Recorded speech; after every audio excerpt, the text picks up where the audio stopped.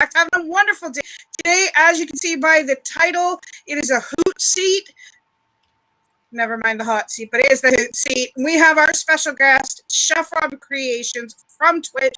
His link will be in the description for YouTube. So if you want to check him out, make sure you do, because he's an awesome chef, and he is a real chef. Rob, how are you doing tonight? I'm doing well, thank you. Yep, glad to be here. You had a good day? I have. I just got done with my stream, and we made some jerk chicken. It turned out a little bit spicy, but it was good.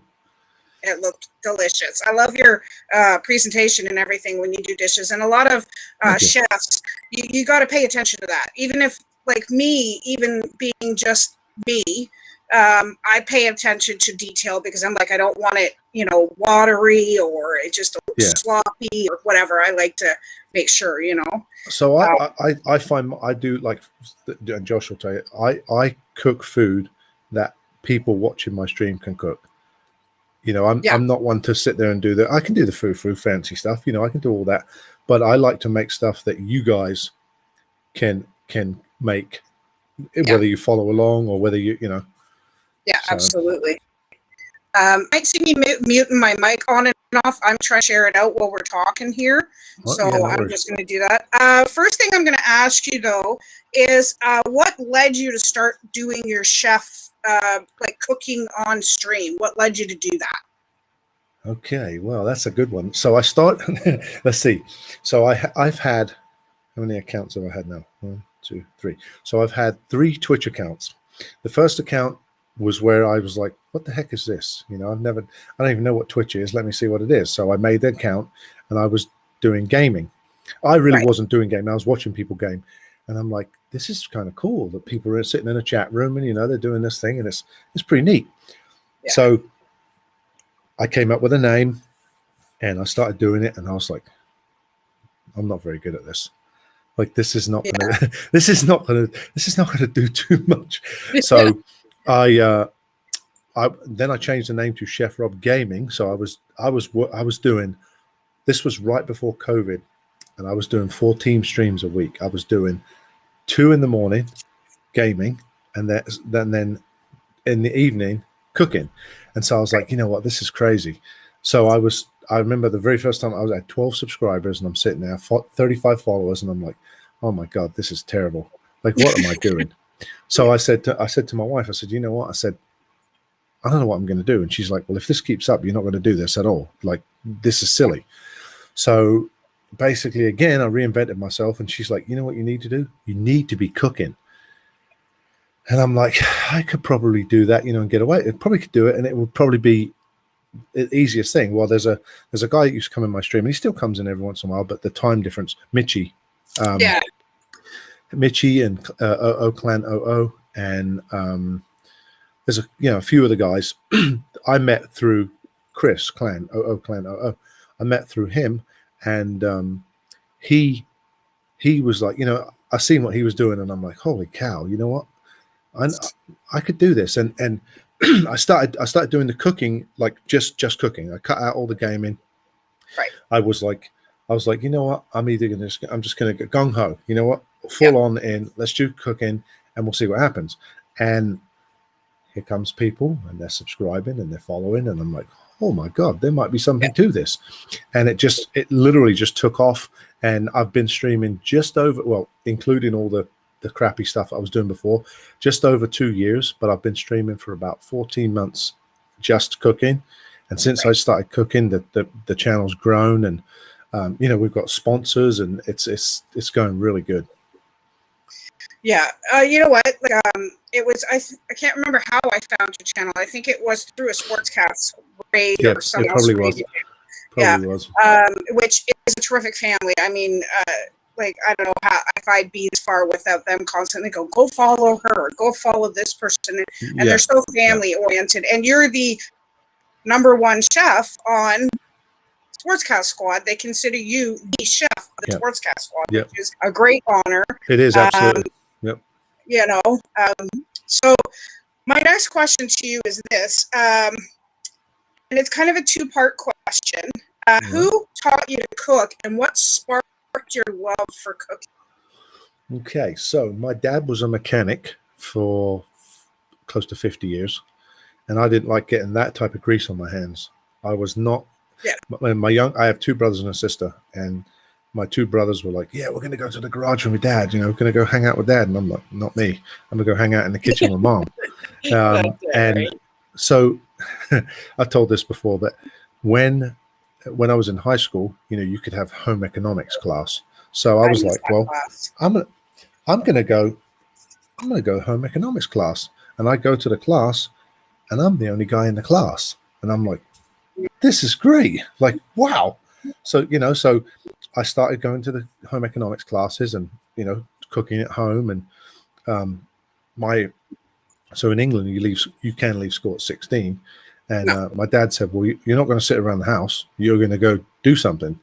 And so, but you can't drive until you're 18. So, which is crazy. So you get done with school, but you can't drive. So anyway, my dad found a job for me working for the Ministry of Defense on the Air Force Base. And my mother would take me to work, drop me off outside the gate. I'd walk on the base, go to the gate, go to work.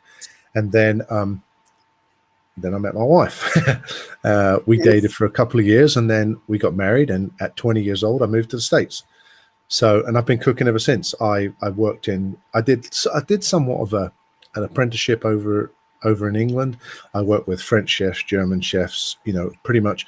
I've ran golf course kitchens. I've worked in hospitals. I worked in a hospital for 7 years in Ohio. I've done a ton of different, like they have a restaurant, I can't remember the name of it. Brewers Fayre is what it's called, but it's like a Applebee's kind of thing. I worked with a team of chefs that would travel around and open up these, you know, they'd like, boom, here you go, here's an Applebee's. Let's get it running. Let's get the kitchen set up. Let's do this. And so that's pretty cool. Yeah, I did that. I ran, like I said, I ran a golf course kitchen on an Air Force base. And I've worked in restaurants here, worked in colleges. I've pretty much done everything there is to do with, you know, it's just everything to do with it. I love the whole thing about it. I love the camaraderie with the kitchen people. I just get along with everybody, and I just quit my job working at the Rockies up here, and they're like, we're gonna have to close for a month because we're not going to be able to handle this without you. And I'm like, you'll be fine. You'll be fine. I'm not that, you know, I'm not that. I just come in and do my job. You know, I have a smile on my face. And that's what it's all about. If you go in and you're miserable, you're going to make crappy food. Yeah. So, I mean, I've watched Kitchen Nightmares, so I have seen some pretty. Sometimes that is accurate. Sometimes that is very accurate. And the thing is, like, I understand that. Excuse me. Understand that there's editing and everything else involved, and Gordon Ramsay isn't exactly the most couth guy, but he is one of the top chefs in the world, so I kind of understand demanding that perfection, so to speak. You know, and when you see kitchens, like some of the ones that I almost got sick at one, it was like there was grease traps, it was so disgusting. There was dead mice, there was roaches, there was like, I don't understand how people can cook in these kind of conditions, or with a chef who has no clue what he's doing, you know. So, but I have watched your streams for just over a year now, and like, you impress me every time. It looks absolutely delicious. I leave drooling and running to the fridge for snacks or something afterwards because I'm like, I put a warning on there. I put a warning on there because everybody was like, my God, I'm hungry now. Thanks a lot. I'm like, sorry. I did warn you. Hey, Carol, welcome in. Michelle, thank you so much. Susie, how are you, sweetheart? I hope everybody's having a good day. We're doing the interview with Chef Rob. And yeah, you know what? And this is a thing. You have to have a passion for what you're doing. And you see a lot of people these days who don't love their job. And it kind of makes it hard for them, where they come home at the end of the day and they're like, oh, another day. You know, and I can see that you honestly do love what you're doing. So I do, So here, like I said, I have a bunch of questions. They're mainly about food, but we'll go back and forth. What is the hardest ingredient that you've ever found that it doesn't matter how many times you tried to cook with it, it just doesn't come out right? Ooh, that could be so. Saffron is really difficult to use. Saffron is like this delicate flour, if you like. So for a little tube of saffron about this big, you're going to empty your wallet. It's very expensive, and it has a strange taste to it. Typically, it's used in fine dining, and because it's so expensive. But it's like little tiny strands, almost like your hair, like your hair strand, like very, very thin. And if you put too much in there, Yeah. ruin it. And if you ruin that, then you're mad at, like, what are you doing? Like, what the heck? This tastes like crap. But I'd say one of the really hardest things, again, durian. So durian is like it smells like sweaty garlic and off feet. Yeah, it's disgusting. And there's not much you can do with it at all. There really isn't. Says nobody ever asked you to make a durian dish. When I first started mushroom yummy. When I first started streaming, I had that was one of my wheels of misfortune. Was the durian candy? I'll tell you what. Every time I opened one, I wanted to throw up. It was terrible. I can imagine. Yeah, it was not good. Not good. Yeah, Michelle doesn't like mushrooms very much, so she's, how can you make a key mushroom yummy? Oh, no mushrooms at all, because you could do portobello mushrooms. You could, if you had a portobello mushroom, you could saute some spinach, roast some red peppers, put some feta cheese in there, put some mozzarella cheese on top, and grill it. That's good. I like portobello mushroom burgers. Yeah, they are really good. Instead of patty, using that as a burger we have a restaurant called Works here, where you can like build your own. Yeah, yucky mushrooms. She says, yeah, but yeah. You know what? Everybody has their thing that they don't like. They do. Like I will never liver or Brussels sprouts are two things you will never catch me eating. So I don't think there is a thing that I won't, apart from durian, because it's absolutely. I don't think there's a thing that I would not eat. I've eaten some crazy stuff too. Oh yeah, peanut butter. yeah. Oh man, that stuff is peanut. I can't believe you put peanut butter and jam on a sandwich, and that's supposed to be good. Oh, it is good. But see, I put butter and then peanut butter, but I have crunchy peanut butter too. So on top of that, oh no, I couldn't do it. I couldn't do it. That feels like it'd slip off the bread. Sugar honey, how are you? That looks like it'd slip off the bread. Like what? That'd be like me with Marmite. It just ain't happening, right? Just put a little bit of butter on your toast and put some Marmite on. No, I've tasted Vegemite, and I know that Marmite is worse than Vegemite, so it ain't happening. It's strong. Yeah, it's strong. It has a very salty taste. Very, very salty. Yep. So initially they started out as like a base for. Actually, it started out as a drink, like Bovril. There's another one called Bovril. Yeah, I know what that is. Yeah, same sort of thing. It's like a gravy base. You can make sauces with it and stuff. And then someone was like, "Oh, let's put this on toast." I guess that's about the same. Same as peanut butter and jelly. That's weird to me too. I used to like Bovril. My mom used to cook with it all the time, but to put it on toast, no thanks. Yeah. Again, sugar, like honey, welcome in, honey. Salty. How are you? Yeah, exactly. Super salty. And the thing is, Vegemite is not as bad, and we even tried that buttered on toast, and we didn't put that much on. I still couldn't handle it. It was too much. Yeah. Very strong, yeah. It's a British thing.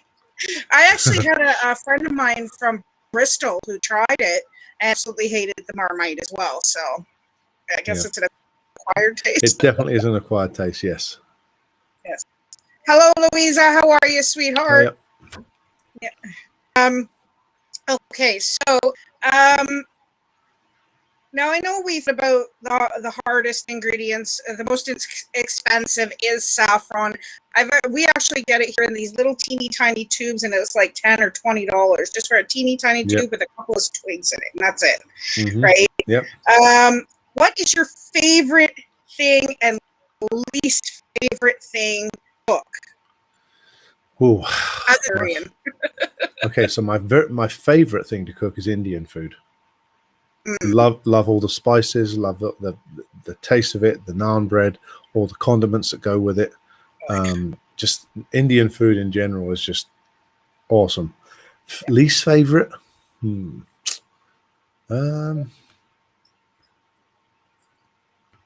Least favorite. Oh, that's a good one. I'm probably going to get shot for this, but I'm not very much of a fan of Thai food. It's okay. I like Indian food. Well, Big Dave, if Big Dave's watching, I'm in deep trouble because he wants me to make a Thai dish. But yeah, I don't know. It just like I don't like the sickly sweet, like the Thai curries are sickly sweet to me, and it's like, you know, like a korma is sickly sweet. But whereas you have like a curry like a madras or a vindaloo, not a vindaloo because vindaloo's too crazy spicy, but just like your jalfrezi or your regular butter chicken, you know, tikka masala, they're nice. You can make them as hot as you want, but there's still a nice flavor there as well.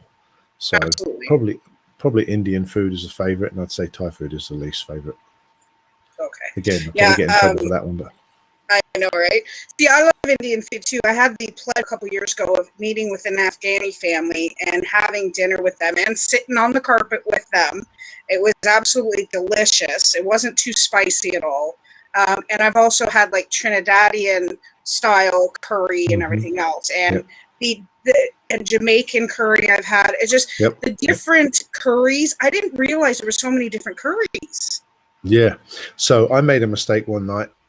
I worked in a hotel, and it's so funny. The Indian guys would come up to the hotel and drink the English beer. And at night, when we're done working, we'd go down to the Indian restaurant and eat the food. So I made a mistake. I had no idea, you know. I would go into this Indian restaurant, and my mother always used to make beef curry. So I'm like, well, I want a beef curry. And this guy was freaking out on me. I'm like, what? Well, I didn't know the cow was sacred in India. I had absolutely no idea. And I'm like, oh, God. Okay, chicken. Yeah, chicken. Come to find out, Jamaican and Trinidad Trinidad curries, you can use beef because it's not the same, you know, the same sort of thing. So that was a bit of a, you know, I thought like you, curry was curry. You know, it is what, you know, it's this curry. Okay, but then you got the Thai green curry, the tiger. You know, there's all different sorts. Even Chinese shrimp curries and stuff like that. Those things there, you can't even hardly put them in your mouth. They're so hot. Yeah. So there's tons and tons of 10 or 20 different kinds of curry, isn't there? Yep. Yeah, that's crazy. And it's all from all different countries too, which is wild. Because like who was the first person to come up? Yeah, who was the first person to say, right, this is my dish? Yeah. That's pretty wild. Yeah, it is pretty wild. I love it. But I mean, I love trying new things. Actually, there's a place here just not far from me, about a half hour in Oakville. And it's the best Jamaican curry I've ever tasted. Now, it will burn your mouth, and it will continually burn your mouth, but it is so worth it. But you keep eating it. Oh, yeah. It's while you're eating it, you're fine. It's when you stop that the problem begins. Right. You take a breath there. Oh, yeah. But yeah, so yeah, that's definitely cool. I love Indian curry, like I said, so I definitely can't wait to come and see it. And if you guys didn't know, Rob does have a bed and breakfast that he and his wife run, and it's called the Golden Tree. Golden Maple Tree Inn. Yeah, Golden Maple Tree in central New York. If you go to his Twitch channel, which I said will be in the YouTube description and whatever, make sure that you click on it, because when you're in his live streams, it does pop up the inn, and I think it's on your about page as well.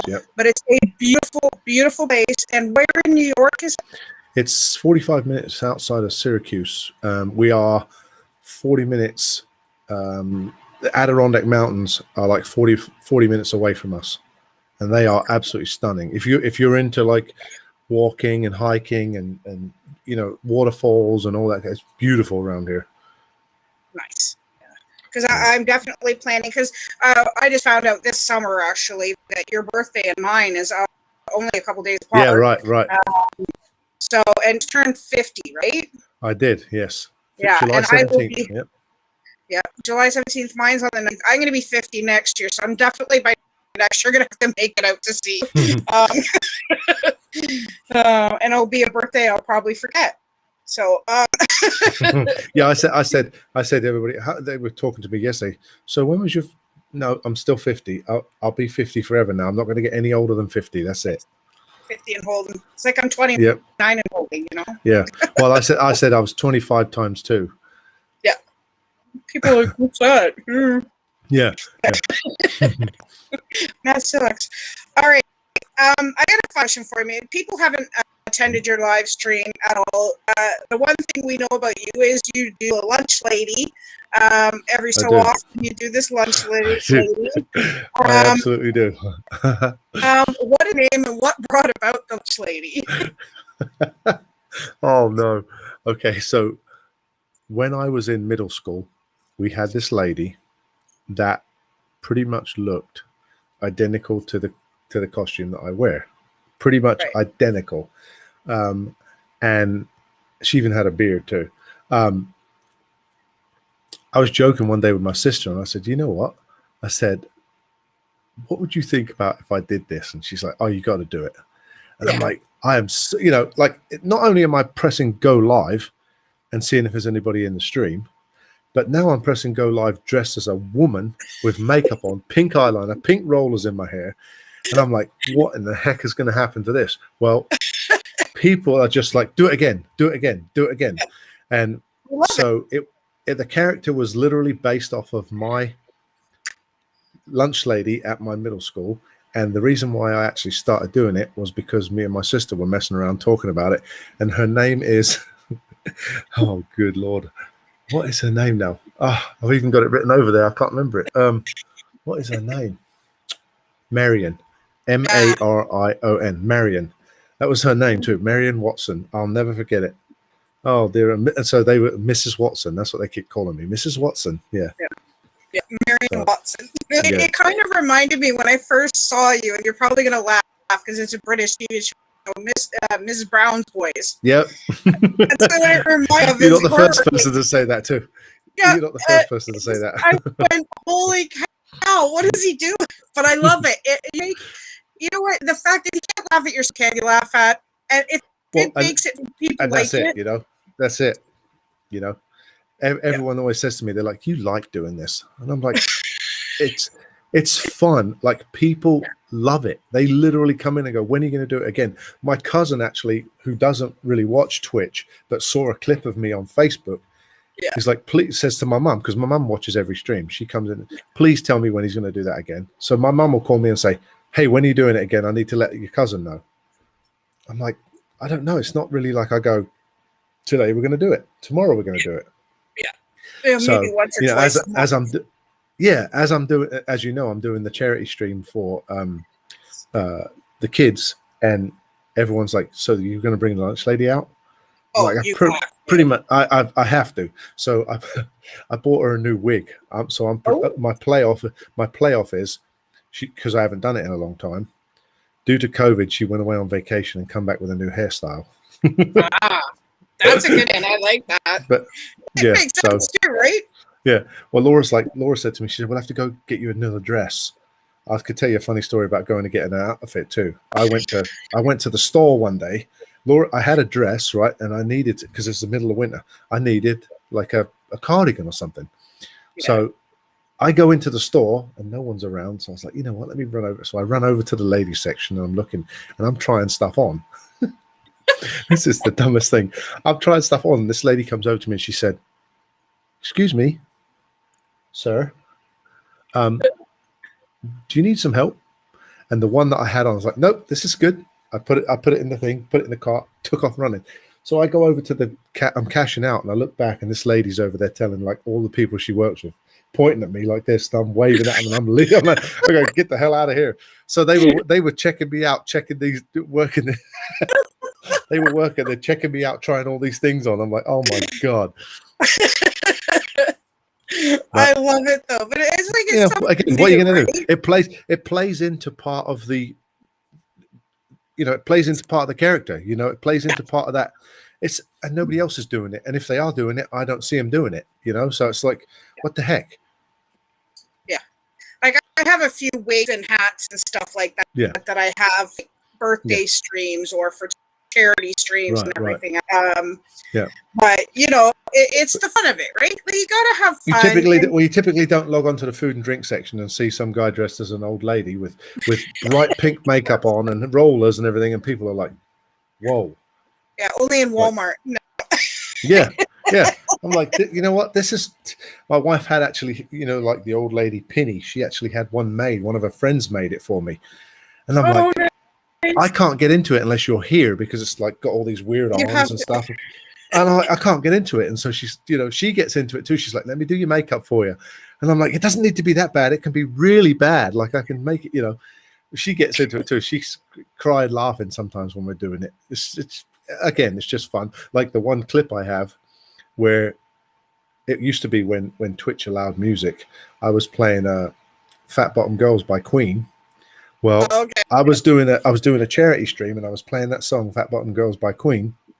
And I just got done cooking all the food. Well, the guys in my stream forced me to drink a bottle of whiskey.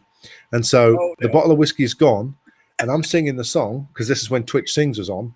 Anyway, Yeah. I step away from the microphone and I turn around and I walk straight into the stove and I go, oh shit. Like I asked my wife, yeah, I asked my wife for a vacuum cleaner and a pair of high heels, and she is absolutely dying laughing in the back.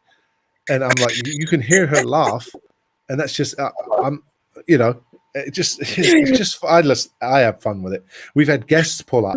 Had guests pull up to the bed and breakfast, and I've been dressed like that. Right. And my wife will have to point through the window. Don't worry about that. That's just my husband. And they're looking at me like, what the hell?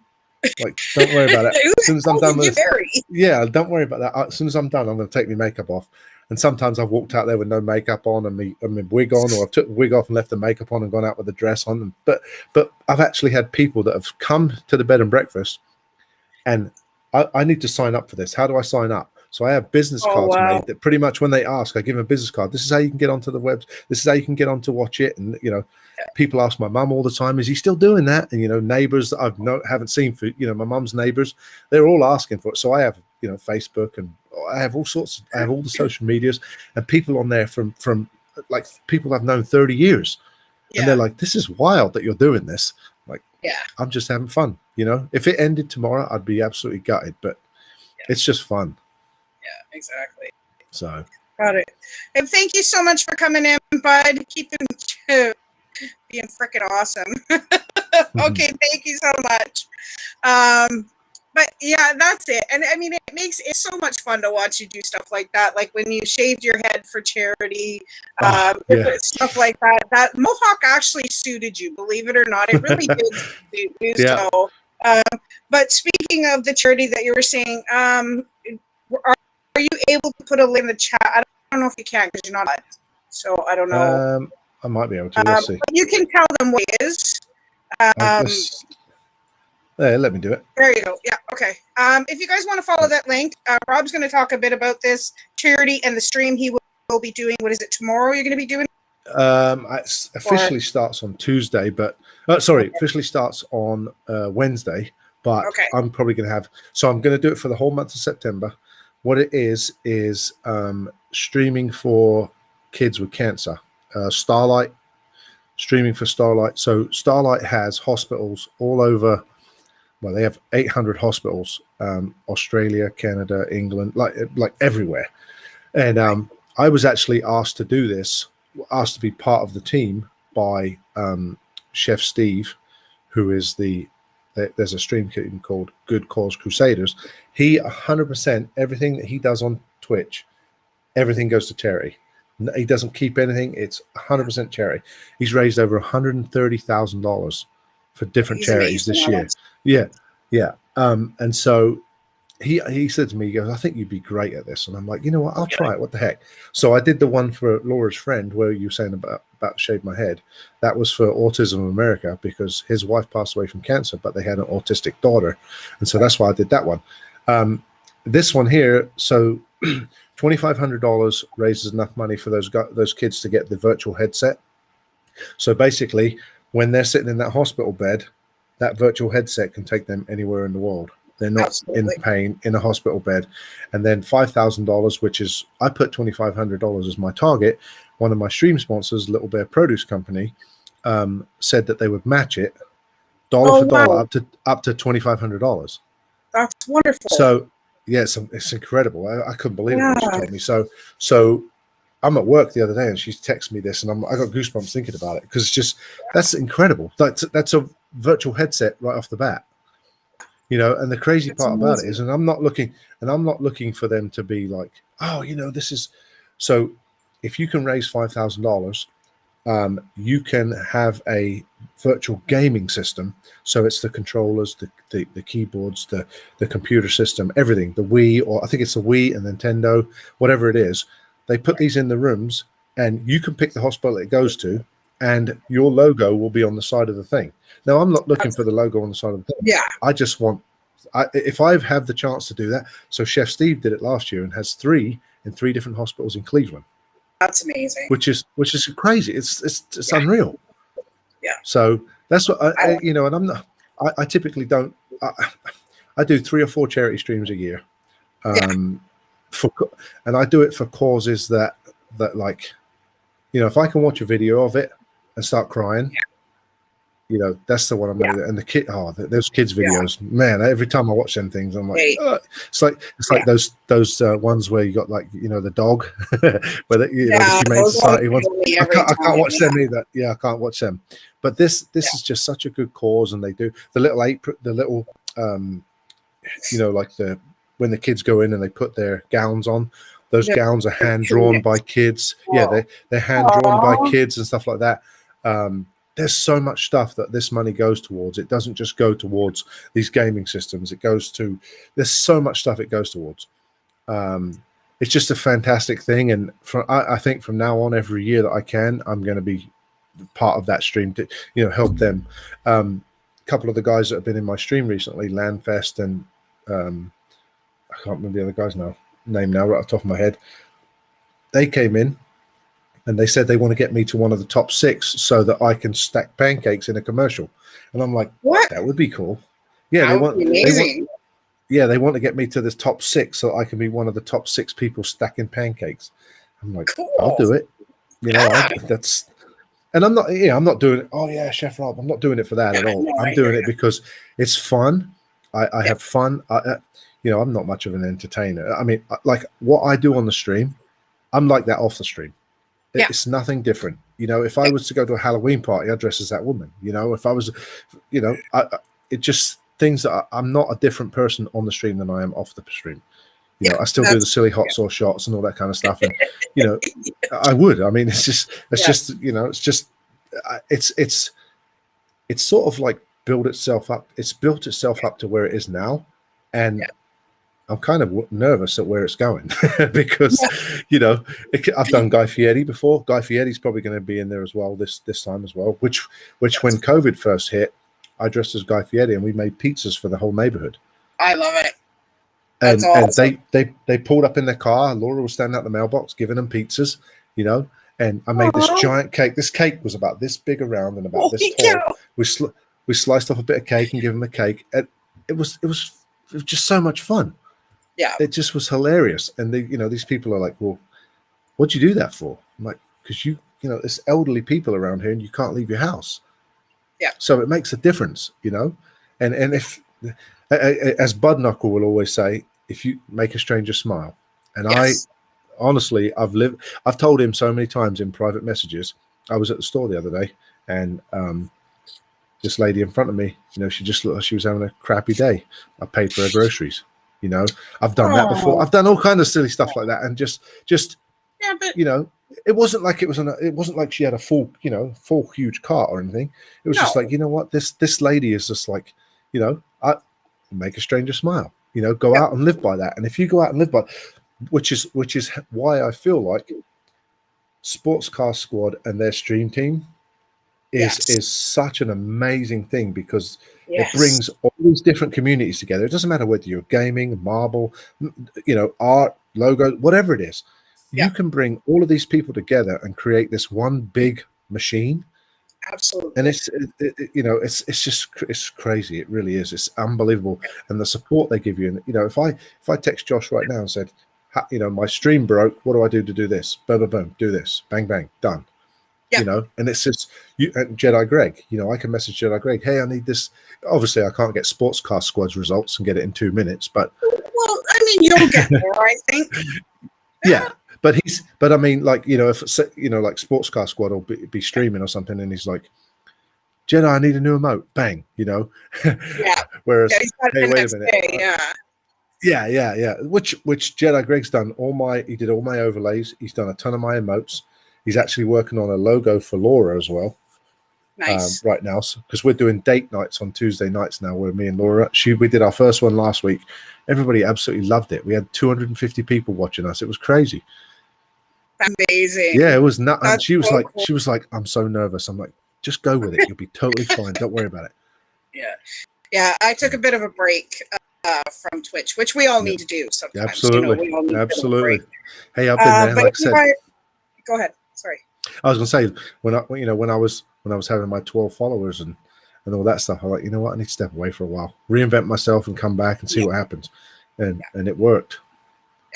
Well, I did the same on YouTube. I started with nothing. You obviously, no matter what forum you go on, you start with nothing. Right. And I'm almost up at 2,000 now, and it's taken me almost 5 years to get there. But I enjoy making videos. I enjoy doing the live streams. As Louisa, Michelle, Carol, who came into the chat, Michelle's my top mod on there. She's always there, every stream, whatever. And it's that thing. It's the camaraderie that it brings. And I mean, with Josh, I've played Mario Kart with them. I've played Among Us with them. It's freaking hilarious. So we played Jackbox. And the digs that his mods and everybody that go after Josh, it's freaking hilarious. But he takes it with a result. But he does a lot for the community, what he does for the Humane Society and everything else. And it's like, it's like an inspiration for us to do more. And guys, if you want to donate, just click on that link in the description or in the chat there for the, what is it called again? Sorry.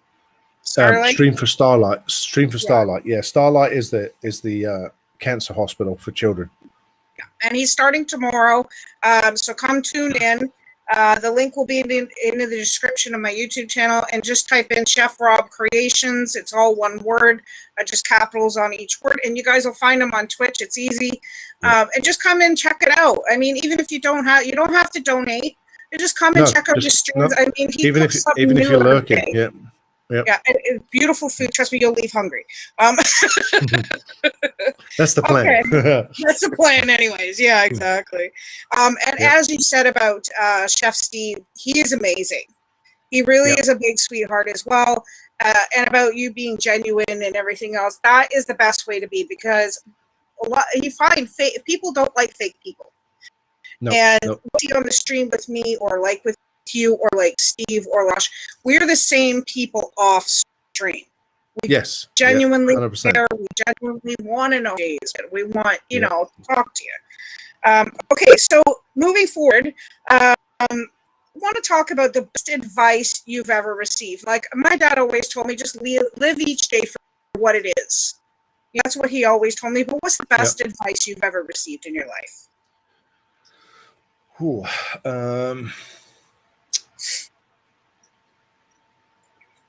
Don't give up. If you want something bad enough, don't give up, and it'll eventually, like the bed and breakfast.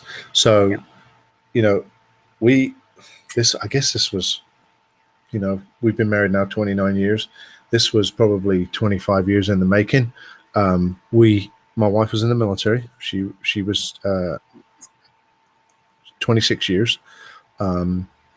So wherever we went, we pretty much stayed in bed and breakfast the whole time. And I kept saying, you know what, we could do this. I've worked in the hospitality business for 30 some odd years, and we could do this, no problem. Well, so we literally found this gorgeous house on a website for sale, and it had been listed for sale for 5 years. Oh, like, wow. Why the heck did nobody buy it? Like, what's the deal?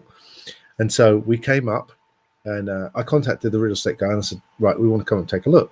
We came up on the 4th of July in 2017, looked at the house. We didn't want to leave. We were like, this wonder why this didn't sell. There's nothing wrong with the place. It's absolutely stunning. So we made an offer. The lady accepted our offer, and I moved up in November. Laura was still back in Ohio because she had her job to finish, and I moved up here by myself in November of 17, and everywhere you went, everybody was super, super friendly, super, like, just unbelievable, like almost to the point was like, wow, this is going to make me sick. They're so nice, like, good Lord, I don't know if this is a real thing or like stepping out into the Twilight Zone. What the heck? Everybody's like, why are they so friendly? Anyway, it's still that way today. We were staying actually down in the city in Utica, and we went out to eat, and this girl says to us, the waitress, who I'd never even, we literally walked in this, she said, oh, you guys are new around here? I said, yeah, we made an offer on a bed and breakfast up in Barneveld. And she's like, here's my Facebook, here's my phone number, here's this. If you need anything, don't hesitate to call. And I'm like, wait a minute. Like, there's no way this is real life. It's like, what the heck is going on here? But everybody's like that here. And the best advice is, if you want something bad enough, go for it. Well, so on the other side of the house, there's a 2-car garage, and I want to turn that into a commercial kitchen. Right. So that then I can do small weddings, catering events, and different things like that, which would then make it a little bit more. Yeah. More than just more people. Yeah, draw more people in. I don't want 100 people in my driveway. I don't want 10, 20, small, intimate, quaint dinners and stuff like that. So, again, if you want something bad enough, don't give up. Yeah. I would say that's probably the best piece of advice. Yeah, and it definitely is. And the thing is, it's hard for some people, they sit there and like, oh, well, I've tried. But the problem is, some people give up trying. And if you don't keep trying, it's something you're absolutely passionate about, something you love, you have to keep trying. Yep. Like, you try different ways to work around it and stuff, but you have to keep trying. And I agree with that. Yeah. That's awesome. Same with Twitch. Though. So, like, there's, I mean, just for example, and I'm not a marbles player, but say for marbles, how many people have you got playing marbles? It's oversaturated.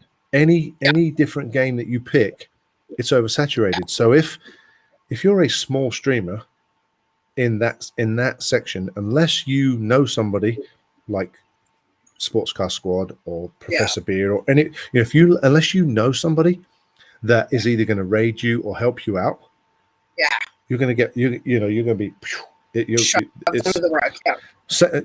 same in, I mean, not just marbles, in any Fortnite, any Among Us, any of them, you could and that's with me. That was the thing with me is, I was doing a soccer game with my friends, and there's hundreds and hundreds and hundreds of these people playing this game. What makes them want to watch me? Yeah, like, why am I different to everybody else? I'm playing the exact same game. I'm just playing it badly. Yeah, and you have to have a different gimmick, so to speak. Yeah, so this is where the lunch lady come in, because there's 9,000 people cooking on Twitch.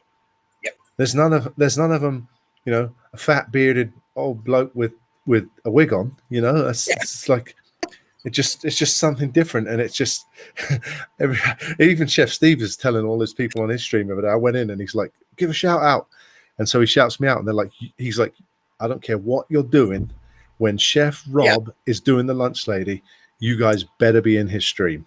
And I'm like, oh my God, the peer pressure is ridiculous. And then the Starlight stream, like the people from Starlight are in my stream the other day, and Chef Steve comes over. He's like, hey, Starlight, how you doing? Don't forget to, and he's talking about the lunch lady. I'm like, God, I'm ended up doing 30 days of the lunch lady if I'm not careful. I know, right? You're gonna have to think of something again, maybe the lunch lady would be the way to go to raise more money. Absolutely. Yeah. So, whatever it takes. But I'm having fun with it. And when it's not fun anymore, when it's a chore for you to hit the go live button, I think that's when you need to look at it and go, you know what? Maybe this is not for me.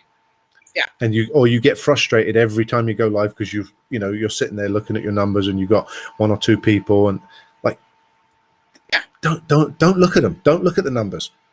If you're streamers, if you got 1,000 people watching you, talk to it. It doesn't matter.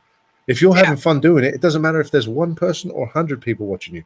If you're having fun doing it, then that's what it's all about. Exactly. And even like, I find there is a big difference between, say, Twitch and YouTube. I find they're very clicky over on YouTube. You know, the drone flyers have their own community, and the coffee mornings have their own community, and the colorists have their own community. But I find there's a lot of that over there, whereas Twitch is more open and accepting to any type of streamer. They don't care. Yeah. You know, there is still the little clicks of stuff. But I mean, this, like you said, there's a gimmick, there's a shtick. You have to have the tracks. Josh, he's got the music, he's got the flashing light, he's got the sound effect. His whole setup is incredible. Absolutely. And I mean, his mods, Haley, you got Becca V, you've got Sarita and Tamara, and Justin. Like, the girls are hilarious, and how much they get after him in chat. So I like this is the thing, and this is this camaraderie and stuff like that. That is what brings people in. And you're gonna do big things. I can see that. I mean, but the thing is too, like you said, you could have 10,000 people, and there's guys that have like 10,000, 30,000, millions of people, and they don't even talk to their chat. Nope. So, and the thing, I like talking to my chat. I want you to be part of what I'm doing. You know. Yeah. So. Yeah. If I have to put, you know, I don't think I've ever streamed with slow mode on, but if I have to put a slow mode on so I can read it, so what? It's going to be on there. You know, I don't want you to come into my stream and me not acknowledge the fact that you came into my stream. I want to acknowledge everybody that comes in, and I feel bad if I miss. Of course, I missed today. I missed a couple of people. And I'm like, oh my God, I missed it. And they're like, yeah, I'm still here, but I'll still watch you. And I'm like, oh man. Sugar Honey was one. She's like, yeah, I'm still here, but you know, I guess I'll stay and watch. Like, it just was going fast for a second. Sorry, I missed it. Yeah, I love the sarcasm too, because it's like she goes, "Oh, I guess I'll stay," even though you didn't say hi to me. I'm like, "I'll say hi to you. Hi, sugar." You know, I'll say hi to you. Don't worry. But yeah, I mean, this is the thing, and even Josh said it when he did his podcast with the mods. Sometimes we miss people. You know what I mean? The chat's going so fast. You know what I mean? If you're not used to that, you know, that's what your mods are for. Is there to watch the chat for any trolls that decide to come in and everything else, but it's also to make people you know, welcome, everything else. That's what, you know, what we're there for, type thing. You know. But anyways, I got the next question I got for you is also it's food related again, but what is one place you've always wanted to go, like country or city or whatever? What is one place you've always wanted to go and eat and you haven't been to yet? Boy, that's a tough one. I have the good ones. Yeah, that is a good one.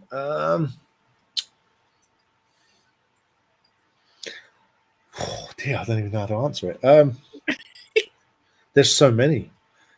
So my son lives out in California, and he lives in San Diego, and you know, I know of some really phenomenal places out there to go eat. But there's so many. Good Lord. You give me a list I went if you want to. So when Laura was in the service, the kids were 5 and 6. We were living in England, and I said to the kids, I said to Laura, I said, I'm gonna take the kids on vacation. And she's like, okay. So she's like, well, where are you going to go? Thinking I'm staying local, you know, we're going to go to this little coast or whatever. I said, well, I'm going to go to Lanzarote. And she's like, Spain? You can take the kids to Spain? I'm like, yeah. So, because it was like, just like dirt cheap to go from England to Spain is literally dirt cheap. Yeah. So we go to Lanzarote, and it was unbelievable. They grew the grapes in the volcanic rock from the mountain, and the grapes were like this big, huge. Oh. And there was actually a live volcano up in the mountains that they would pour buckets of water on, put this big grill over the top, and make this chicken.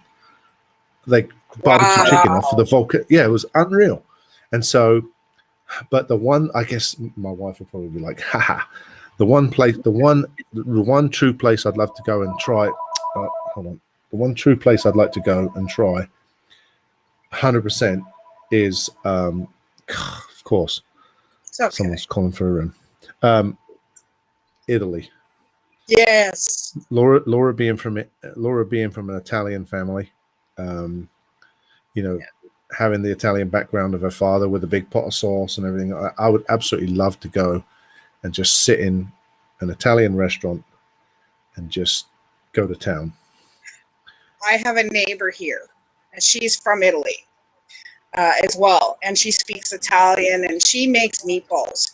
Now, we're not talking the tiny little Swedish meatballs. Yeah. No, she makes the freaking meatballs, and but she uses veal, ground veal, ground chicken, and ground pork. I think.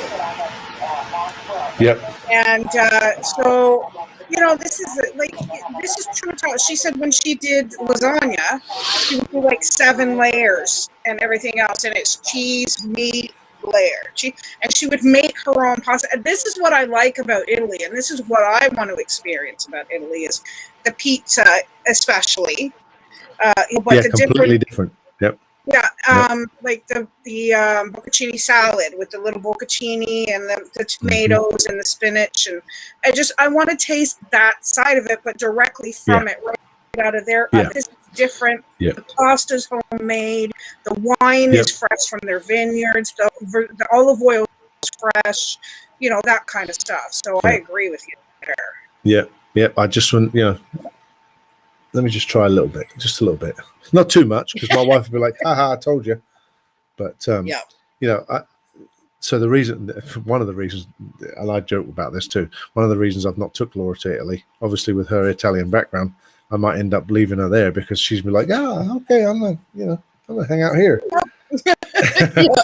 one of those Italian men might sweep her off her feet, but. No, nah. But they're kind of, that's like, that was years ago. That was like, I'm not taking you there. There's no way. Yeah, exactly. Laura, she gets along with everybody. So it's like, come on.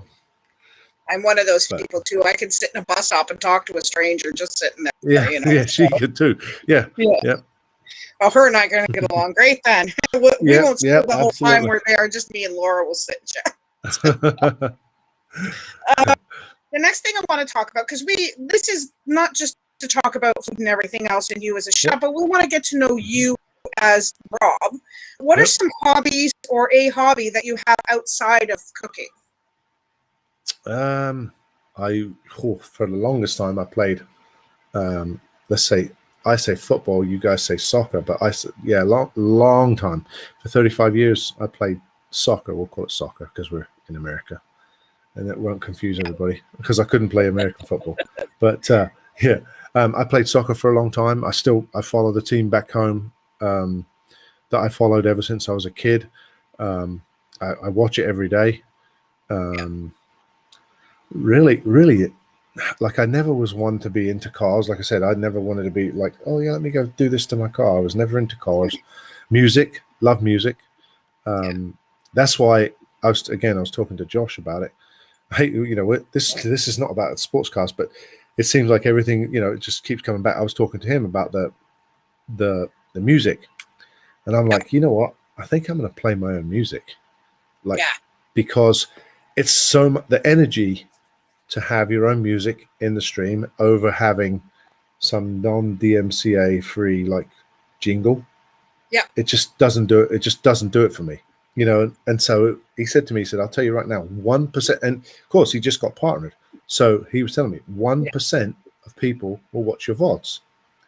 And I'm like, 1%, you know what? Let's try it. So I shut the VODs off, played my music. I'm playing 80s music. And they're like, this music's awesome.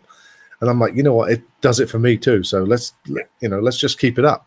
And just the support of all, like you said, many times, you can literally ask those guys anything.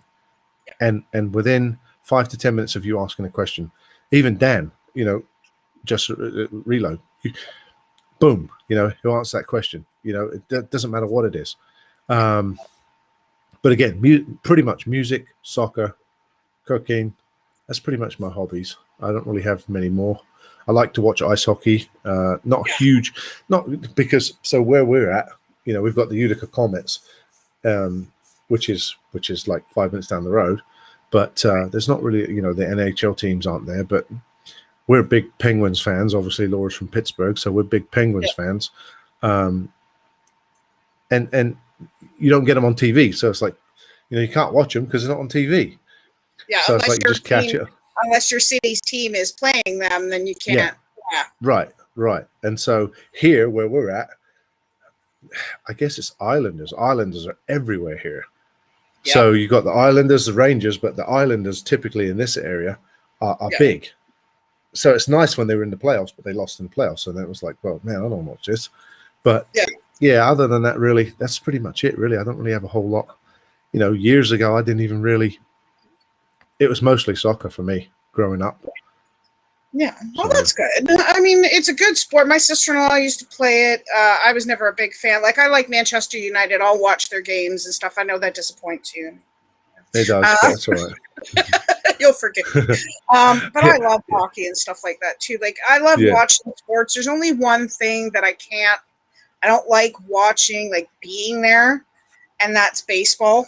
So, you know what I mean? But, like, baseball, I have to be at home because then it's like, you know, it's like hours between pitches, you know, and stuff like that. Yeah. So, but anyway, yeah, soccer's awesome. I do love it and everything. So as well as you guys call it, footy. So, so, okay, my team's not doing too well at the moment, so we won't talk about that. Yeah, exactly. Let's change the subject quick. Quick. Also, kind of going back to food a little bit again. Who is your favorite chef that you kind of look up to as a chef in your position? Who is your favorite? This will make you laugh, actually. Okay. I really do. I honestly do like Gordon Ramsay. Yeah. Just because I feel like his whole TV persona is a bunch of bull. So if you watch him when he's with the kids, like if you ever seen the show when he's with the kids, that man is just, you know, he's like a gentle giant when he's around the kids. And if you watch some of his videos or some of the places where he's like in a foreign country and he's like, okay, so we're going to do this, this, and this, and you're like, whoa, like what the heck? Some of the stuff that they, it's just crazy. Some of the stuff they come up with, and I'd say him real, and that's why I have Chef Rob's emote, which is Chef Gordon Ramsay with my face on it. Nice. I have that emote on my channel. There's a, you know, I would say he's probably my number one. Again, I like Guy Fieri. A lot of people don't like Guy Fieri; they think he's fake. I love everything that he did for the restaurant business during COVID, when COVID closed everything. $200 million for, you know, for restaurant workers and stuff like that. All the things he does for charities and all of his TV shows, Diners, Drive-ins, and Dives. Now that's not him cooking the food, but that's him going around and showing you places to go take, you know, to go eat. I've actually been to some of those places where he's been, Diners, Drive-ins, and Dives, and we've been to some of these restaurants. Like, oh my God. Yeah. Those two really are the standout ones for me. Not, of course, you've got your classically friend Marco White. You know, you've got your classically trained. You know, and a lot of the modern chefs. You know, I've got culinary art degree. That's a piece of paper. You know, you can come out of college and not know how to cook. Doesn't make a difference because you've got that piece of paper. You're just a good bookworm. I've worked with people. You know, I've worked with people on the line where you come on the line to cook and you start a dinner service and they're like cowering in the corner. I'm like, what are you doing? Oh, I can't do this. Like, what do you mean you can't do this? Get your butt over here. Come on, let's go. And you know, I've got a culinary art degree. I want this much money. But if you can't go on the line and perform, that piece of paper doesn't mean nothing. You have to start somewhere. I've had executive chefs. Yeah. Just be like, I don't know how you do it. I'm like, wow, like unbelievable. Yeah. Because you just do. Yeah. So, I mean, you have the thing, like, if you, like I understand Gordon Ramsay. Like I've seen some of his in the kitchen. He has a YouTube channel called In the Kitchen Yep. or something like Mhm. that. Yep. And it's actually him showing you how to cook these things and everything Yep. else. He has ADHD. He's openly admitted that he is very hyper. He's very fidgety. He's got a very high anxiety type of guy. So when you see some of his videos where he's screaming and yelling at these guys and everything else, you have to think about it in the sense of, like I said, like we were talking before, he demands that perfection. He expects people to do what he was expected to do before he became the chef he was. You have to start somewhere. And if you start at the bottom, like when you're saying you come out of college and you're just fresh with that piece of paper, you've got to start. Sorry, go ahead. When I was 16 years, no, I was going to say, when I was 16 years old and I was working for the Ministry of Defense, you know, I'm now working on a line with 10, 12, 15 people that have been through military academy to learn how to cook. And half of these kids are my age, you know, 17, 18 years old. And I remember when we were living in Wyoming, this was many, many years later, we ended up having 10 new students, they called them, new cadets or whatever they are, come out the academy, they come on the line, they didn't even know how to hold a knife. I'm like, how did you get through tech school? Like, how is this even a thing? So I'm a civilian working on the Air Force Base as a kitchen manager, and I'm showing these kids. So I've got people now, even now, I'm still friends with these people now. One of them went on to win, one of them actually got stationed in Italy and went on to win these Air Force cooking shows. And they contact me, they're like, Chef, I won this, Chef, I did this, Chef, I did that. And I'm like, and do you remember years ago, like, you know, 4 or 5 years ago, couldn't even hold a knife. Yeah. And so, you know, I'm in contact with so many, even 30 years back. I'm in contact with people that I worked with when I was a snotty-nosed little kid, and I didn't know nothing. You know, it's all about whether you're willing to learn, and if you are willing to learn and take it in and hold on to it, and you know, it just. And as for Gordon Ramsay, like you were saying before, if he was to go into like Hell's Kitchen or whatever, or any of those places, if he goes into one of those places and he's looking, and he opens the refrigerator door, and there's nothing but outdated, nasty, moldy garbage. I think if you or me was in that same situation, we would have that same reaction. That's not a reaction. You'd be calling them a donut too. Yeah, probably be a bit more than a donut, but I mean, you're not going to not have a reaction to that. If you go into a kitchen and you open that door and there's not a reaction, like what's the deal? You know, I've worked in kitchens. I've worked in kitchens where there's literally as a brand new employee walked in and I said to the chef, "Why is this like this?" Yeah. And he's like, "Well, I'm like, yeah, but I don't understand this. Like, why is this place so dirty?" Yeah. And, you know, and they're looking at me like, and they're looking at me like, "Oh, here we go." You know, I'm like, "No, I'm not trying to step on anybody's toes, but the standards should be here, not down here." Yeah. And that's exactly just same as I am on my Twitch channel. If my standards drop below, because I'm basically showing you guys how to make the dish I'm cooking. If I'm gonna make this dish and it looks like crap, number one, I don't take. If it comes out wrong, and I've had a couple of nightmares. I really have. I've had a couple of nightmares where I've took the pictures and I'm like, oh, this picture looks like crap. I don't want to take this. I don't want to put this on my social media. And then we eat the food and it's like, oh God, you know, I don't want to talk about this food. I don't want to say nothing about it. I just don't post nothing. You know, the pictures didn't turn out or something. But it happens. You know, you're not going to be perfect every time. But that's the mindset. You can't think that you're going to be perfect every time. And so little mistakes also helps you in your channel, because then people realize, oh, you know what, this guy is down to earth, and you know, you can ask him questions and stuff like that, rather than being just like this cocky, oh yes, I'm going to stream for 6 hours and you're going to get a ham sandwich. Like that's just not me. Yeah. No, and this is the thing, and this is why I like you. You're different. There's another Twitch channel. She's a lady you took us to. She's got like pink or reddish hair. She cooks like back old in 60s, 70s food, and I can't remember. I know you're talking about Clarice. Clarice. Yeah. Culinary Rewind. Yes, Culinary Rewind. It wasn't. I like how she does it. You know how she goes, but I've seen you get down on yourself when you're trying to cook something and it falls apart while you're cooking it, or it just doesn't look right when you're cooking it. So you'll scrap it and start over and try something new with the same stuff. Yeah. But you know what I mean? But this is the thing, you're human.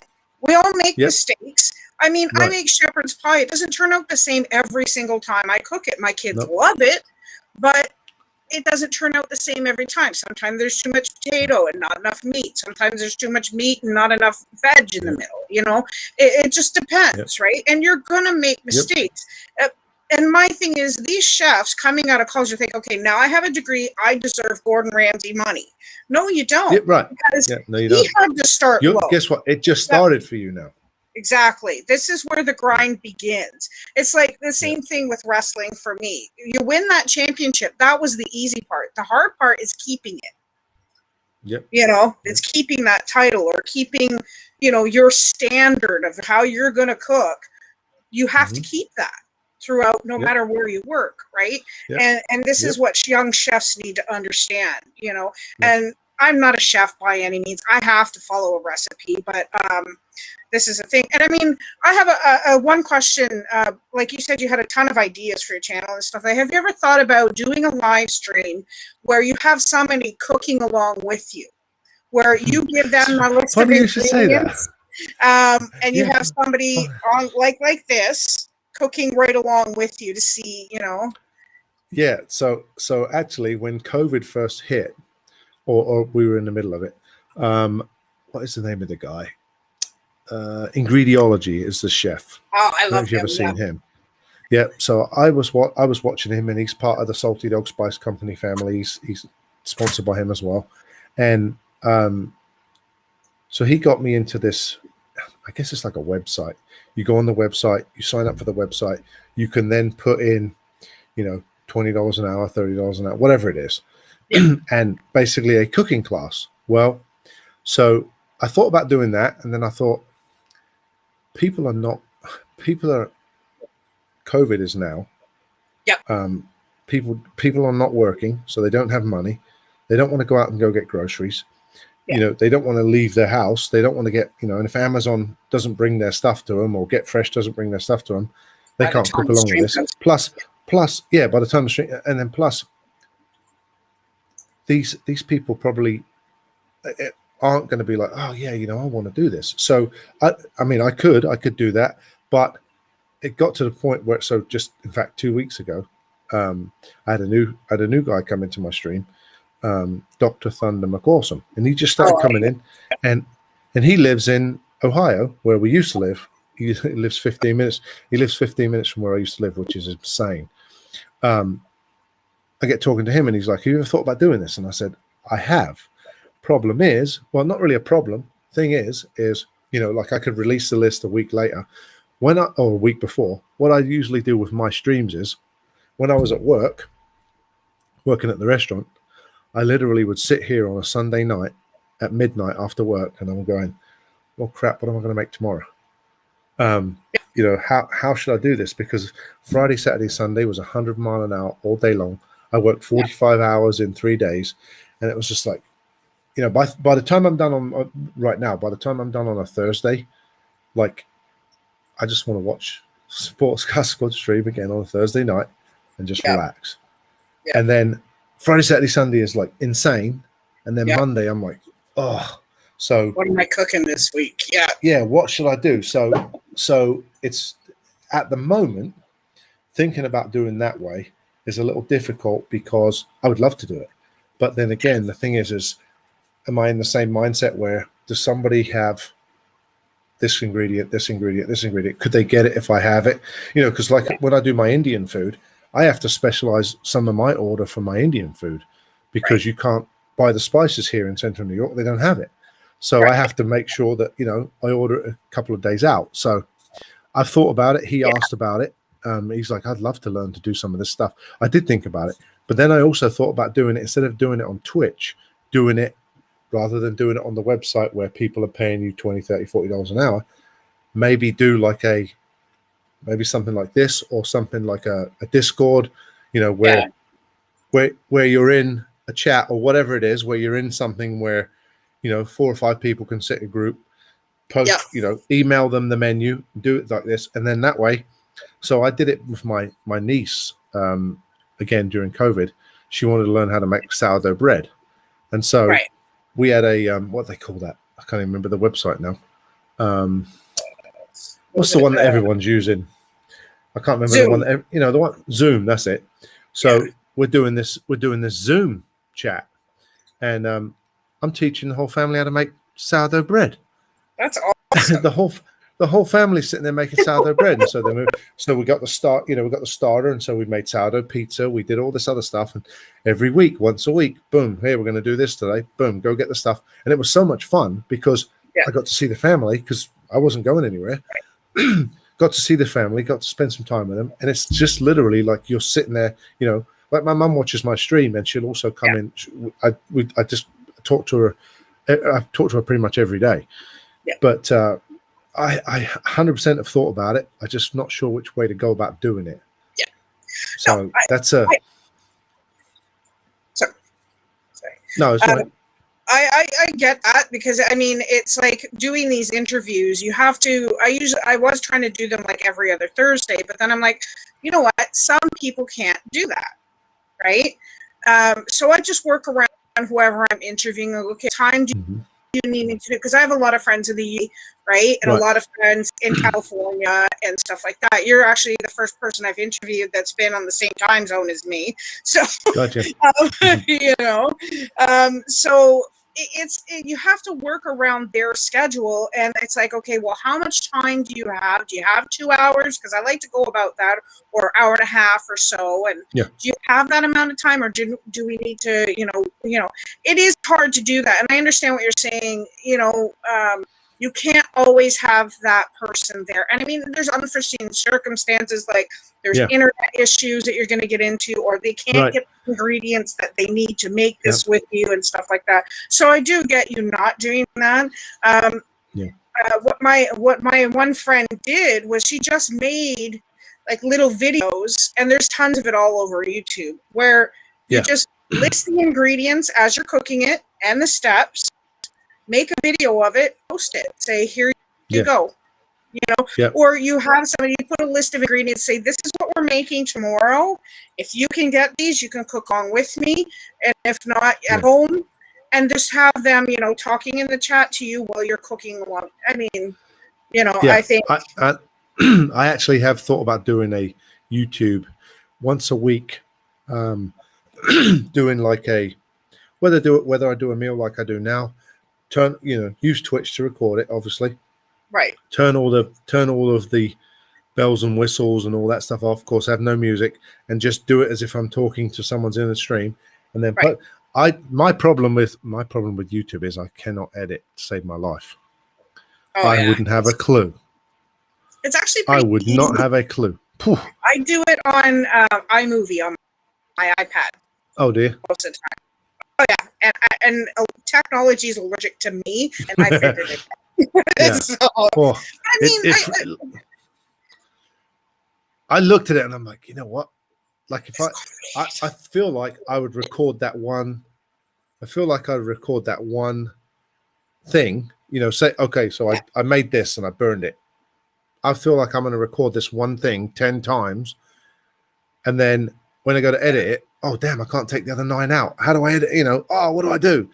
And just like missing pieces, like crossing language, like when you're talking, missing a piece off or something like that, and it just looked like crap and sounds like crap, and it's like, what do you do now? Chimber to do it for you. I gotta be making Josh kind of money then. Yeah, exactly, right? Yeah. And that's the thing too, right? Like you gotta. I mean, I think the thing that you're doing with Laura now, the Tuesday night date nights, I think that's awesome. And this app and apps and taps, apps and taps stream. I love that idea. So I mean, you got a lot on your plate as it is. Plus, you've got the and you have a job. So it's a one lot. One more week. Yes. Woo! Freedom.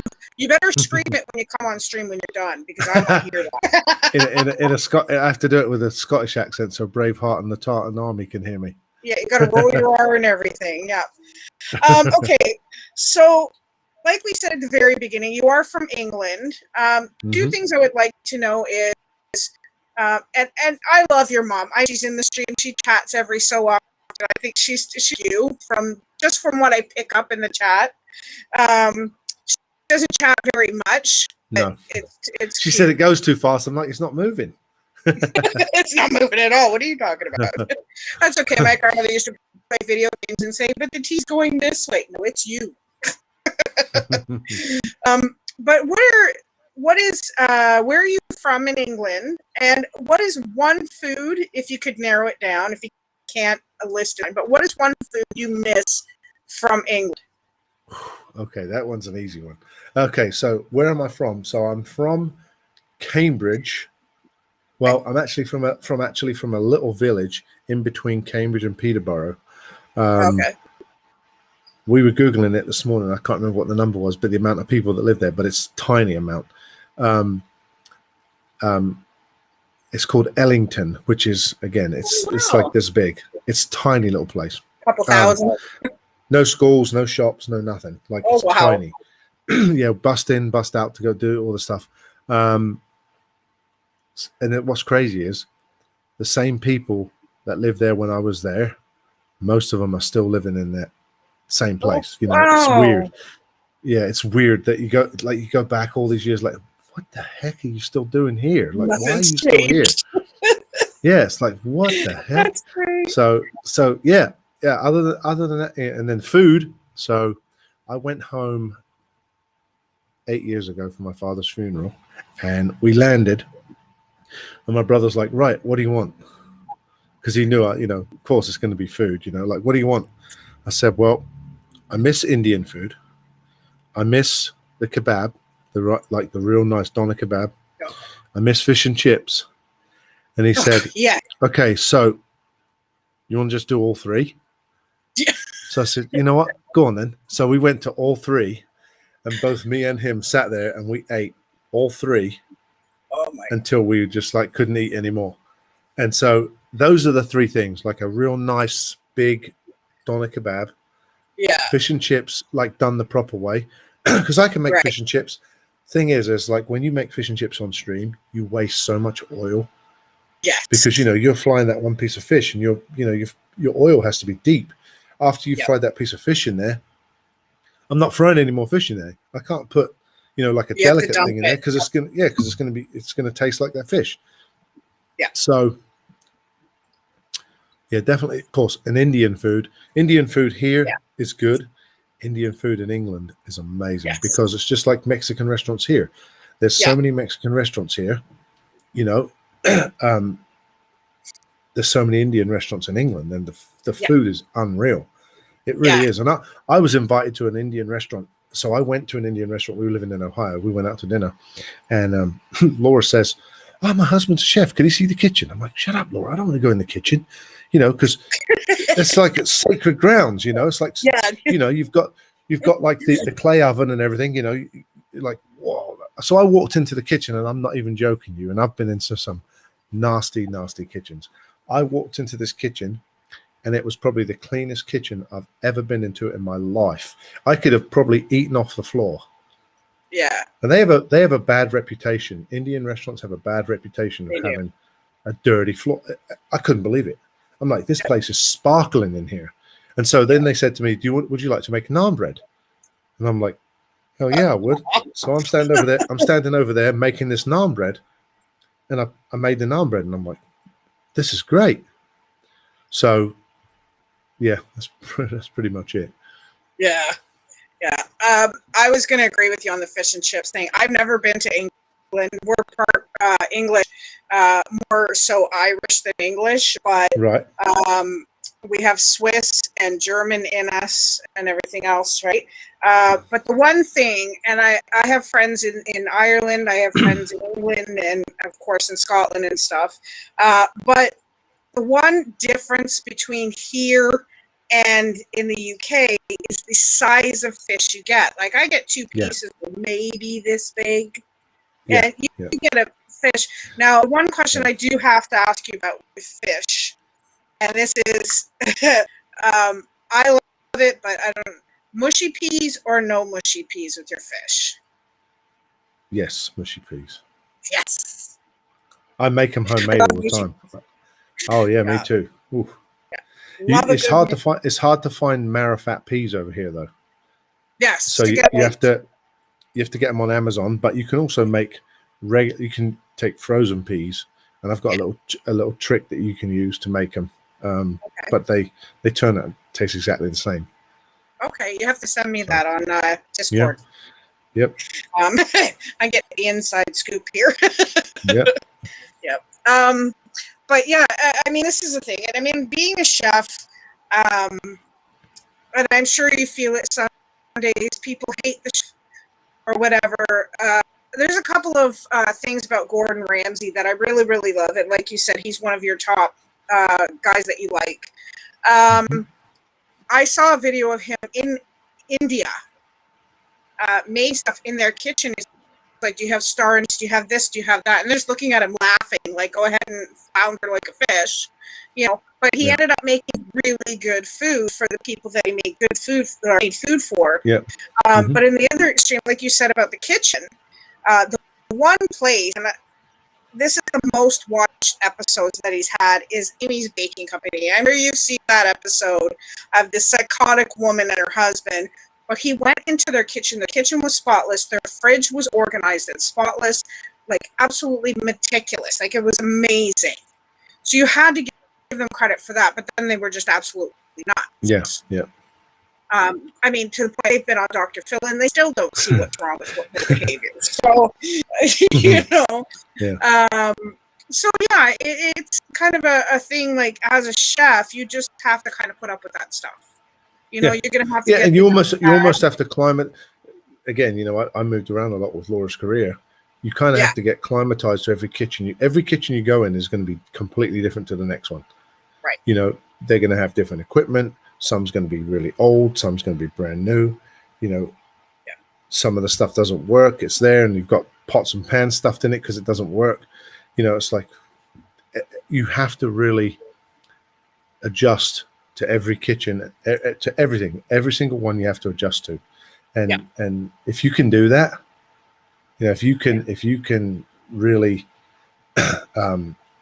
climatize yourself to that, whatever it is, you're going to go a long way in whatever you're doing.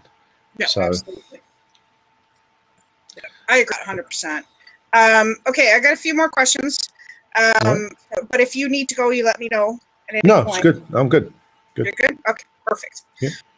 Okay, so what one kitchen gadget that you cannot live without, and one kitchen gadget that you think is absolutely useless? Hey, Toby, welcome in, buddy. How are you? Okay. Hey, Toby. The one kitchen gadget that I feel is absolutely useless because I suck at using it is my manual pasta maker. Okay. God, I cannot stand using that thing. I've tried every single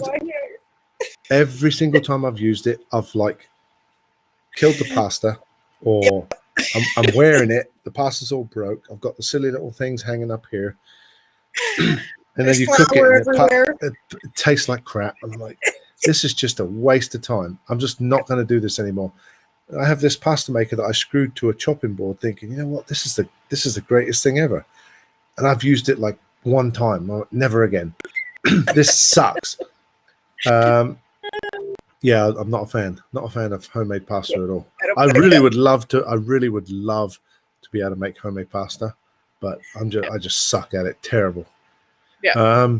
One thing I could live without, probably the KitchenAid, because you've got the mixer attachment, you've got the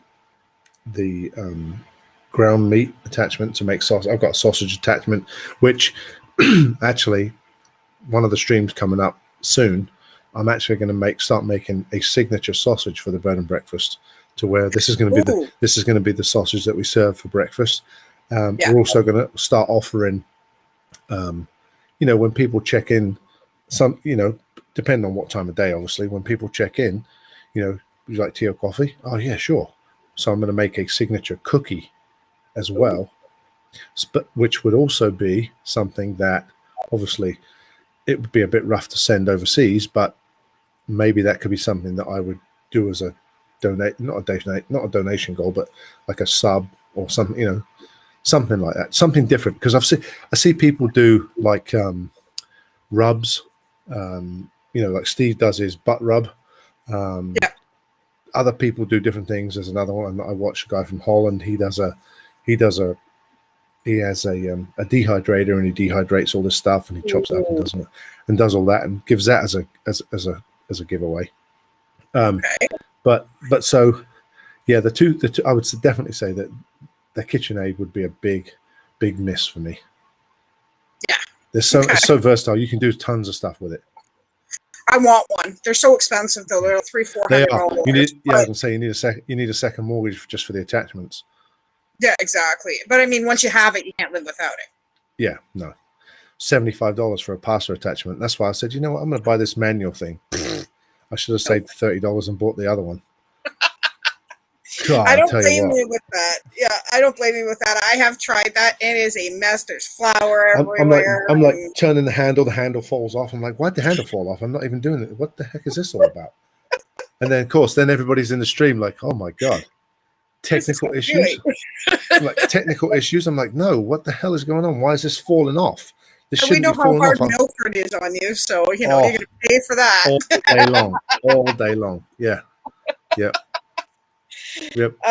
You gotta love them though. They keep you hopping at least, you know. Does this guy even know how to cook? Yeah. Right, Toby? There we go. There are some days where he's probably going, why am I a chef? No. Yep. Okay, so we're gonna get a couple more to go, but what is the one thing that led you to know that Laura was when you first met her, like after dating her and whatever? How did you know she was the one you wanted to marry? Music. Okay. Yep. So again, I told you I was 16, working on the Air Force Base. We had this big, huge, old-fashioned boombox. You could put CDs or cassettes in, and basically people took turns on it. And where I was working, so this was during the first Gulf War, where I was working on the flight line feeding the pilots. That's where I was working, and Laura was working at the hospital feeding doctors and all that sort of stuff. Well, when everybody shipped out to go to the first Gulf War, they closed all the other dining halls and moved everybody to the main one. So we're there, you know, we've got a full crew of people, we're there, and it comes up and it's my turn on the radio. So I stick a Guns N' Roses CD in, and she's like, who put this in? I said, I was shy at the time. I said, I did. She's like, what the hell? You did this? I said, yeah, this is me. So she's like, okay, all right. So I started, we start talking about music. I took her out to a concert that we didn't make because my key broke off in the ignition. Oh, geez. Going to this concert. I just got this car and I went to start the car up and the key broke off in the ignition. I said, well, I guess we're not going to the concert. Oh no. And our very first date was Pizza Hut in Cambridge. Of course, Pizza Hut wasn't big back then in England at all. It was like the place to go. If you wanted Pizza Hut. Ugh. Yeah. Now you just don't bother with it. But I would say, so we go out to this Pizza Hut and I'm like, this is amazing. And after that, it was like I followed her around like a lost puppy dog. Aww. I was like a lost puppy dog. I'm like, and Laura was then deployed to Turkey, and we kind of broke up because she had to go overseas and stuff. And then she was back home for Christmas, and then she went to South Dakota, and then she called me and said, Rob, I'm pregnant. I said, okay then. I said, okay then, let's get married. And she's like, what? No, I'm not calling you for that. I said, no. I said, I want to take care of my responsibilities. Let's get married. Aww. And so she flew to England. We got married in England. And then I flew to Pittsburgh to meet her family, who I'd never met before. Right. I get to Pittsburgh and she's not there. I'm like, where the heck is she at? She was stuck in England with my family because her flight didn't leave. Oh, so no. I land in Pittsburgh, and her family's not. So my brother-in-law standing there with a sign with my name on it, and I'm like, yeah, I'm gonna come. that's how we met. And Yeah. so that was that. And then pretty much me and her family get along so well. Even now, like, we get along so well. We always have. We've never had a huge blowout. Like, nothing. There's never been. Of course, you have little disagreements, and you're not doing this, you're not doing that. But for the most part, I'd say, very, very, very cool. I have a great relationship with all of my in-laws and my mother-in-law. I could probably commit murder. My mother-in-law would still love me, but not that I want to do that. No, not that you're going to do that. He's not going to do that. No. But it's like it's an unusual. Of course, it's not a typical. It's not a typical thing anyway. To come over from England and meet your in-laws without your wife being there and all this other stuff. So it's an interesting thing. But over the years, they've been supportive of Laura's career, and of course, wherever she's been, I've been there with her. And when she was deployed, they'd call me all the time. Hey, how's things? How's it going? And so we get along really well. That's so it was amazing. well worth it. It was well worth it. Oh, and she's a big sweetheart. We see her all the time coming on stream and everything else. So she is amazing. She's right here right now. Hi, Laura. Hi, beautiful. Hello. That's the night. How are you? In the stream. How Tired. you doing? I'm doing good, thanks. Oh, his neighbor calls.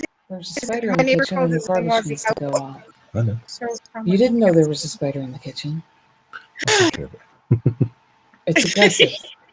I need your She said there's a spider in the kitchen. I'm with Laura. It's I hate aggressive. spiders. It's my spider. Leave it alone. It's inside It's the scratch George. pad. Okay. Leave George alone. The garbage Yeah, needs to it's go. George. It's George? Yeah, his name's George. We named Now it you George. can't tell me that. Okay. It was my grandfather's Okay, name. Dave. It's I'm Steve. sorry. John. Larry. Dave. Larry. There you go, Larry. We'll settle on Larry. What are you talking about? All kinds of stuff. She's It's an recording a interview. YouTube series. Very cool. There you go. We're on the air. So Oh, she's it's only been up for she's literally had 3 hours sleep today. Same here. I went to bed around Last night. midnight. got I was up at at 3. 0500 for breakfast. Oh, goodness. Knocked it out Yeah. like a champ. My neighbor calls his in-laws the outlaws. That's And then I yeah. went to work. Yeah. And now I'm trying to Oh, take care of the dogs. I'm like, did you get the dogs that bone? Yep. You did get the dogs the bone? No, I didn't. No, not yet.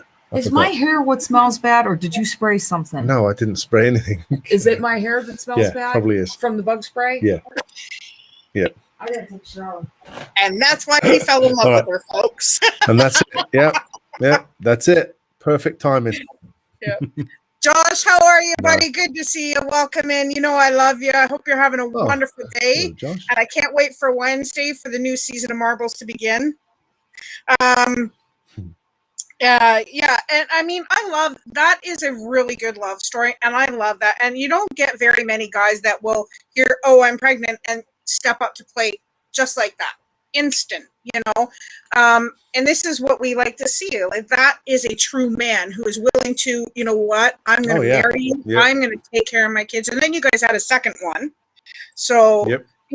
And you're still together 29 years later, and you're absolutely hilarious when she comes on stream and stuff, and revealing all your little secrets. I know. I know. I'm like, stop. She, like when we were doing the date night thing, I'm like outside, and I'm like, I don't even know what she's saying in there. What is she? What is she gonna like? My cover's blown. Everything. It's done. Like, that's it. It's finished.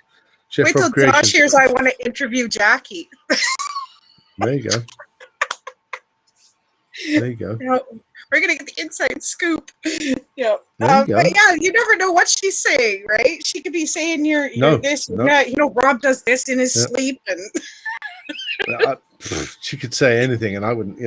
But again, and that's the thing about it. After, you know what? If there's something that she wants to tell anybody, go ahead. It's one of them. It's like, oh my God, you're not going to embarrass. I don't get embarrassed easy. Yeah. So unless I embarrass myself, I could do that. But this is when you walk into the stove, you know. Yeah. yeah. Oh shit. Yeah. Well, after a bottle of whiskey and a vacuum cleaner and high heels, you know. I mean, I would have walked but, into more than the stove if I had a bottle of whiskey. Trust me. well, it was yeah. And the crazy part about the whole thing, I watched that clip and I'm like, I know exactly what I cooked that day. And right after that stream, I walked from the kitchen to the bedroom and fell on the bed and woke up at 3 o'clock in the morning. I know exactly when that stream was. I know exactly what I made. Yeah. And I'm just like, oh my God, like that is that stream. Yeah. So yeah. those guys, sometimes those guys they go absolutely nuts with like bits and stuff like that. And you know, the wheel of love, they call it. And I call it the wheel of misfortune because it's usually Dave's good it's either a beer or, yeah. I Dave's love that good. beer glass though. I really like that beer, glass. The yard. I want to get one for my son. Half a yard, yeah. So I wanted to get a yardstick, they call it, but the shipping on the yardstick was 3 times as much as a glass because they're probably worried about it breaking. Yeah. So the half was really nothing. Yeah. So the half is big enough though. Yeah, plenty. You fit 2 beers in there. That's plenty. Yeah, exactly. Toby says, you know, she's the one when she asked if her hair smells. Yeah, no doubt, right? That's the one. Oh my gosh, that's it. You know what you could do those little quirky things. Yeah, you know she's the one when I tell her the real answer. Toby that come in here, you know she's the one when she asks if your hair smells. Yeah, that's pretty special. And I said, you know she's the one when I give her the right answer and don't beat around the bush. I have to take a shower so I could get this stuff washed out of my hair. Go do it then. Where are these dog bones? In the fridge. Downstairs? No. Where? In the kitchen. I need some serious help in the kitchen. Okay, well we'll be there in a minute. Yeah, I only got one more question for you anyway. She's falling asleep standing up. I'm gonna go take a shower. Go on then. I want you to take care of those. Okay, they don't need to know that. There's people watching that don't need to know you're going to go take a shower. I want you to take care of those 3 things. Okay, bloody go, will you? No, the dogs are waiting for the phone. All right. Love you, Laura. The garbage is smelling up the whole house. Okay. I thought it was. It's you. Go away. You smell. It is me, isn't it? I smell bad. God, how much edit? I'm sorry you're going to have to edit half of this now. No, it's going to go live. We're not editing nothing. Oh, my God. The real Chef Rob. Yeah. Married life. Don't do it. No, I'm just kidding. Smell-o-vision. I just love how she's like my youngest. My youngest will continue to talk to me as he's walking down the stairs. He's griping and complaining the whole way, but he's still talking. I'm like, I can't hear you anymore. She means well. I know. She's a big sweetheart. Oh man. Give her a big hug for me later, right? All right. All right. My last question to you, and then we'll end it. Kicking the arse with a frozen boot. That's my dad's one. I'll kick you right for the roof to the moon, Alice. So anyways, my last question to you is this. What are your, like, you've told us some stuff, but what are your future plans, period? Like life, on Twitch, whatever. Okay. Well, on Twitch one day, I'd love to be partnered, love to get partnered. You know, that wasn't a goal at first when I was doing the gaming. That was just a fun thing. But I feel like we're at a serious point right now to where we could eventually take it somewhere, in you know, Twitch land, if you like, and then in real life, get the commercial kitchen and get the business, you know, busier, and so that me and Laura can do stuff, you know, do the stuff we want to do. You know, we want to put there's a couple of different projects we want to do, but commercial kitchen, and go from there. So.